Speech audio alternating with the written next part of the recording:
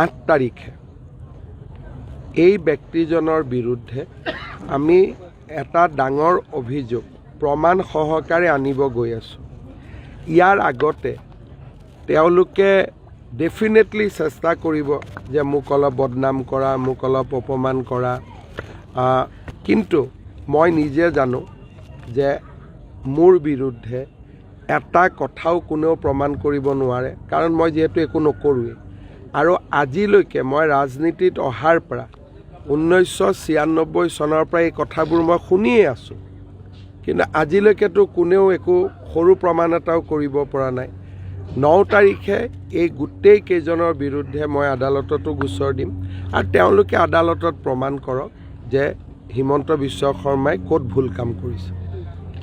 যদি 1.5 লাখ ল'ৰাক বিনা পইচাত চাকৰি দিয়াটো অপৰাধ হয়, 40 লাখ পৰিয়ালক অৰুণোদয় দিয়াটো অপৰাধ হয়, 32 লাখ মহিলাক যদি উদ্যমিতা দিয়াটো অভিযোগ হয়, অসমখনৰ ইমান ডাঙৰ বিকাশ 5 বছৰত সেইটো যদি অন্যায় হয় তেতিয়াহ'লে মই ক'ব নোৱাৰোঁ।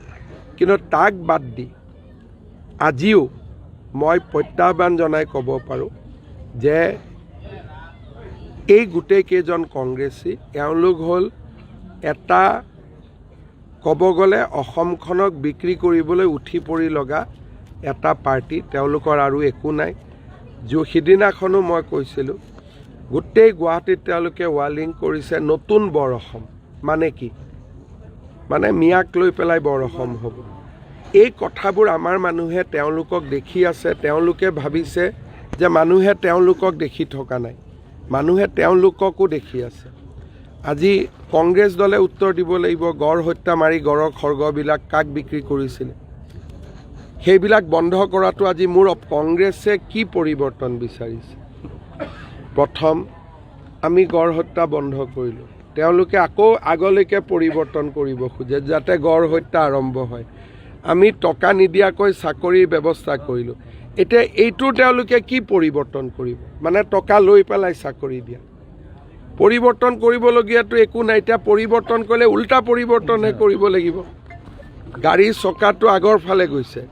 তেওঁলোকে ক'ব লাগে যে বৰ্তমান হোৱা পৰিৱৰ্তনক আমি আৰু অধিক ত্বৰান্বিত কৰিম, যে চাকৰি নিদিয়াকৈ, ঘোষ নিদিয়াকৈ 1.5 লাখ চাকৰি হৈছে, অহাবাৰ আমি 3 লাখ কৰিম।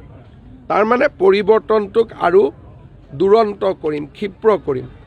তেওঁলোকে কৈছে পৰিৱৰ্তন কৰিম, তাৰমানে টকা নিদিয়াকৈ দিয়া চাকৰিটো এতিয়া টকা দিয়ালৈ পৰিৱৰ্তন কৰিব।